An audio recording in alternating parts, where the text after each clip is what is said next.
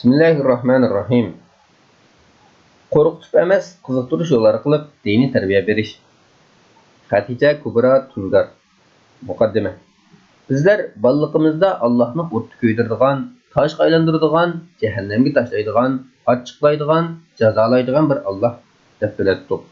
Chunki cho'nglardan shundoq anglab keldik. Ona bilan tang tursa Alloh toshga aylantirib qo'ydi.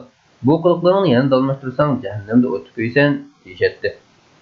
Biror narsani ma'sum balliqimizdan qiziqib ko'rsak, masalan, ana dadam Allohni yeng'alamdi desak, javob og'zingni ko'pincha yum, tövbe dina, bo'lmasa Allohni jazolaydi shaklida bo'ladi.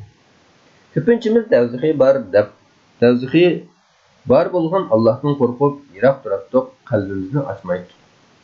Hatto bir qatim payg'ambar alayhissalomning bolalari bo'lgan mehribonlik so'zlanayotganda Alloh to'g'risidagi jumlalarda doim jahannam so'zi birlikda deyilgani uchun men payg'ambarni Allohdan bek yaxshi ko'raman. Chunki uning davzihi yo'q, bolalarni o't tashlamaydi deydigan chaqirig'im bo'ladi. Yeshimiz cho'ng'aygan bo'lsa-mu, ahvolda bek o'zgarish bo'lmadi.